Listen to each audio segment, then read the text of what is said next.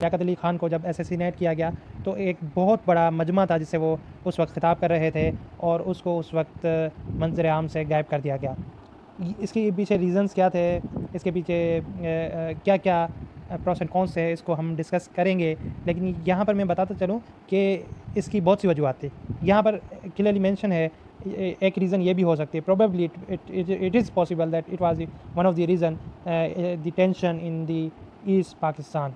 वो टेंशन क्या थी? वो टेंशन ये थी कि जब ईस्ट पाकिस्तान में स्टूडेंट्स ने रैली निकाली, प्रोटेस्ट किया कि हम बंगाल को भी इक्वल स्टेटस देना चाहते हैं जैसे कि उर्दू को दिया गया, क्योंकि उस वक्त Urdu was the official language of Pakistan as a primary basis. तो वो चाह रहे थे कि बंगाली को भी वही स्टेटस हासिल हो जो कि उर्दू का हासिल है। तो उसके लिए उन्होंने प्रोटेस्ट किया, जिसमें पुलिस ने मैसिव लेवल पर उन पर फायर किए, ओपन फायर कर स्ट्रेट फायर कर दिए, जिसके नतीजे में बहुत से हलाकतें भी हुई, लोग ज़ख्मी भी हुए, स्टूडेंट ज़ख्मी भी हुए। और उसके अलावा एक और अहम पेशरफ्त हुई, वो ये कि 1956 की जो कॉन्स्टिट्यूशन है उसको कोडिफाई किया गया और जो उस वक्त के वज़ीर आज़म थे उन्हें भी उस वक्त के after that Nizamuddin become the second prime minister, Nizamuddin ने इक्वल स्टेटस दे दिया ताकि ये मैसेकर ख़त्म हो। लेकिन ये वक्त ऐसा था कि एक के बाद एक जो है मसला पैदा हो रहा था, यानी कि हालात ना बहुत ज़्यादा ख़राब हो रहे थे। एक नया मसला खड़ा हुआ, वो था अहमदी का। अहमदियों को भी यानी कि कायदेनी जिसे हम कहते हैं, उनके ऊपर भी बहुत ज़्यादा उस वक्त कैंपेन चलाई गई, उन्हें मारा गया। जमात इस्लामी का स्टांस ये था कि क्योंकि वो ख़त्म नबूवत पर ईमान नहीं रखते तो उन्हें अगर मारा गया है तो ये इसमें कोई भी हैरत अंगेज़ बात नहीं है। जो उस वक्त जिन्होंने उस हवाले से वो केस प्रोसीड किया, उनको भी ये समझा गया कि ये लोग जिन्होंने केस प्रोसीड किया है उन्होंने गलत किया है, क्योंकि ये जब उस वक्त ये लोग राइट समझते थे कि नॉन मुस्लिम अहमदिया कम्युनिटी जो कि नॉन मुस्लिम डिक्लेयर की गई 1973 के कॉन्स्टिट्यूशन में, उस वक्त वो नॉन मुस्लिम नहीं कहलाया करते थे। तो उस वक्त जब असैसिनेट उनको मारा गया, उनको कत्ल किया गया, तो स्टांस मुसलमानों का यही था कि ये इसलिए किया गया है क्योंकि वो आखिरी नबी पर ईमान नहीं रखते और वो मुसलमान नहीं हैं। अगर वो अब मुसलमान अपने आप को कहेंगे तो उसका उन्हें खमियाजा भुगतना पड़ेगा। एट दी एंड हुआ ये कि हालात बहुत ज़्यादा बिगड़ गए और उसके बाद जो प्राइम मिनिस्टर थे इन्हें भी हटा दिया गया। उसके बाद दोबारा जब इलेक्शन हुए तो इलेक्शन के नतीजे में ईस्ट पाकिस्तान से भी एक ऐसे शख्स को मुंतखब किया जाता है कि जो कम्युनिस्ट अलाइंग पार्टी होती है। और कम्युनिस्ट पार्टी कौन सी पार्टी है? वो यूएसएसआर, यानी कि जो रशिया में यूएसएसआर में कम्युनिस्ट पार्टी एक अरूज पर थी, तो ये उसी की एक शाख थी, क्योंकि कम्युनिस्ट पार्टी ग्रो कर रही थी मुख्तलिफ़ कंट्रीज़ में। और दूसरी तरफ डेमोक्रेसी, वो अमेरिका की एक शाख थी जो कि ग्रो कर रही थी मुख्तलिफ़ कंट्रीज़ में। यानी कि उस वक्त बिफोर दी कोल्ड वार दो यानी कि two poly powers were grown in the global level. One was the United States of America, which is still a superpower, and the second one was Russia, USSR, which demolished after the 1991 in the cold after the end of Cold War. It separated into various countries which got independence from USSR and got autonomous powers and recognized as an independent state. सो ये थी छोटी सी कहानी communist के हवाले से। मैंने पहले भी कहा था कि पॉलिटिकल साइंस का जो मैं सीरीज़ स्टार्ट करूँगा उसके अंदर मैं इन सारी जो टर्म्स है, पॉलिटिकल टर्म्स है, इनको मैं डीप में डिफ़ाइन करूँगा इस वक्त, इसीलिए मैं इसको शॉर्ट वे में डिस्क्राइब किया। हो सकता है इसमें कमी पेशी होगी उसको हम इंशाल्लाह पॉलिटिकल साइंस के लेक्चर सीरीज़ के अंदर कवर करेंगे। इस वक्त मैं आपको बताता चलूँ कि ये ऐसे ही ये सिस्टम चलता रहा और at the and I Sikandar Mirza जो कि प्रेसिडेंट ऑफ पाकिस्तान बने, और उन्होंने जो है आई सिकंदर मिर्ज़ा ही वो शख्स थे, पाकिस्तान के सदर थे, first president of Pakistan, which actually gave permission to General Ayub Khan to take over and the administrative power, the martial administrative powers. So first माशाल्लाह लगने के लिए जो हालात थे वो सिविलियंस ने ही बनाए, तो उसकी वजह से ही फर्स्ट माशाल्लाह लगी। तो वो एक प्रोसेस स्टार्ट हुआ रीज़न ये थी कि सोवियत यूनियन की बहुत ज़्यादा इन्फ्लुएंस बढ़ती जा रही थी पाकिस्तान के अंदर, स्पेशली ईस्ट पाकिस्तान के अंदर। तो यहाँ पर आगे भी यहाँ पर क्लियरली मेंशन है, सौरवादी foreign policy was directed toward improving the fractured relation with the Soviet Union and strengthening relations with the United States and China after paying first state visit to each country, announcing a new self-reliance program.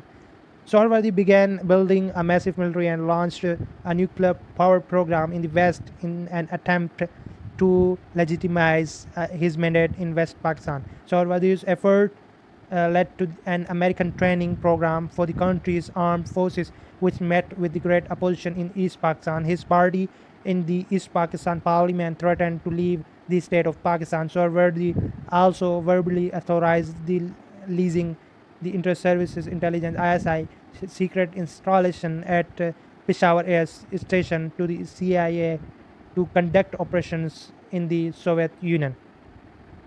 तो यहाँ पर आप students देख रहे होंगे कि किस तरह से हालात बिगड़ते गए और पाकिस्तान के अंदर सोवियत यूनियन का इंटरवीन बढ़ता गया, जिसे अमेरिका एक नज़र नहीं बर्दाश्त कर सकता था। तो यही सिचुएशन पैदा होती गई, जिसमें आखिरकार माशाल्लाह नाफिज हो गई। और माशाल्लाह नाफिज किसी और ने नहीं की, एक सिविलियन पर्सन ने, डेमोक्रेटिक पर्सन ने, जो कि प्रेसिडेंट आई सिकंदर मिर्ज़ा थे, उन्होंने की, जिसके बारे में इंशाल्लाह हम नेक्स्ट लेक्चर में ज़रूर बात करेंगे। तो यहाँ पर एक और भी रीज़न थी जो कि बनी, इस रीज़न ये बनी, माशाल्लाह की एक और रीज़न ये बनी, हम इसको भी पढ़ लेते हैं। Differences in east Pakistan further encouraged Baloch separation and in an attempt to intimidate the communists in East Pakistan, President Mirza initiated massive arrests of communists and party workers of the Awami League, which damaged the image of West Pakistan in the East. The Western contingent lawmakers determinedly followed the idea of westernized parliamentary form of democracy, while East Pakistan opted for becoming a socialist state. Now, दो groups बन गए थे, East Pakistan and West Pakistan. एक का मौक़िफ़ ये था कि हमें डेमोक्रेटिक फॉर्म ऑफ गवर्नमेंट को ही अपनाना चाहिए, फॉलो करना चाहिए। एंड देन जो वेस्ट पाकिस्तान था, उसका नज़रिया ये था, और ईस्ट पाकिस्तान चाह रहा था कि सोशलिस्ट स्टेट हो हमारी।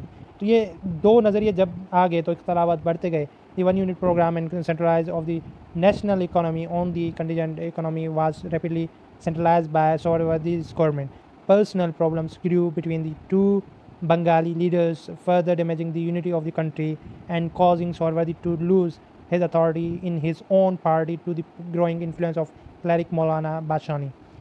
Resigning under the threat dismissal by Mirza, Sohrawardi was succeeded by II Chandigarh in 1957. Within 2 months, Chandigarh was dismissed. He was followed by Sir Feroz Noon, who proved to be an incapable Prime Minister. Public support for the Muslim League, led by Nurul Amin, began to threaten President Mirza, who was becoming unpopular, especially in West Pakistan. In less than 2 years, Mirza dismissed 4 elected Prime Minister and was increasingly under pressure to call new election in 1958. Now, यहाँ पर एक बहुत important जो भी हालात हुए आपके सामने हैं कि किस तरीके से USSR का इन्फ्लुएंस बढ़ता गया ईस्ट पाकिस्तान में और वेस्ट पाकिस्तान में डेमोक्रेटिक फॉर्म हो गए, यानी कि दो किस्म की नज़रियात आमने सामने आ गए। और इससे भी बढ़कर ये कि अवामी लीग के अंदर जो कि ईस्ट पाकिस्तान की एक पार्टी थी, जो कि वहाँ की फेमस पार्टी और वहीं से प्राइम मिनिस्टर इलेक्ट होते थे, वो एक पॉपुलर पार्टी थी, उसी के अंदर इख्तलाफात बढ़ते गए, जिसकी वजह से 4 बार प्राइम मिनिस्टर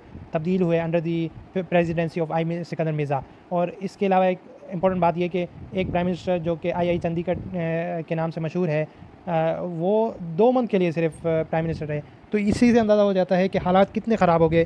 तो जब 4 प्राइम मिनिस्टर एक प्रेसिडेंट की टेन्योर के अंडर अगर चेंज हो रहे हैं, इसका मतलब कि कंट्री के पॉलिटिकल सिचुएशन अनस्टेबल है, और इस अनस्टेबिलिटी का फ़ायदा इमेच्योर डेमोक्रेटिक गवर्नमेंट का फ़ायदा, immature political parties and lack of leadership का फ़ायदा मिलिट्री ने उठाया। फाइनली मिलिट्री ये सोचने पर मजबूर हो गई कि जब पाकिस्तान इनस्टेबल हो चुका है और due to influence of Soviet Union they take in the martial administrative powers on the dictation of I Sikandar Mirza, which was the president on that time. So it is the end of lecture 2. Now we'll discuss on the martial administration. ये 10 साल थे जिन्हें हम study अल्हम्दुलिल्लाह कर चुके हैं। आने वाले लेक्चर में हम और भी कोशिश करेंगे कि लेक्चर्स को प्रिसाइज़ करें ताकि आपके लिए आसानी हो। चैनल को सब्सक्राइब कर दें और बेल आइकन को क्लिक कर दें ताकि और आने वाली वीडियोस आप तक पहुंच सकें, क्योंकि आने वाले लेक्चर्स में ना सिर्फ पाकिस्तान स्टडीज़ की तमाम लेक्चर्स, ये सीरीज़ और इसके अलावा इस्लामियात के ऊपर सीरीज़ होगी और political science and much more will discuss later इंशाल्लाह with your support and with the willingness of Almighty Allah. तब तक के लिए अल्लाह हाफिज़।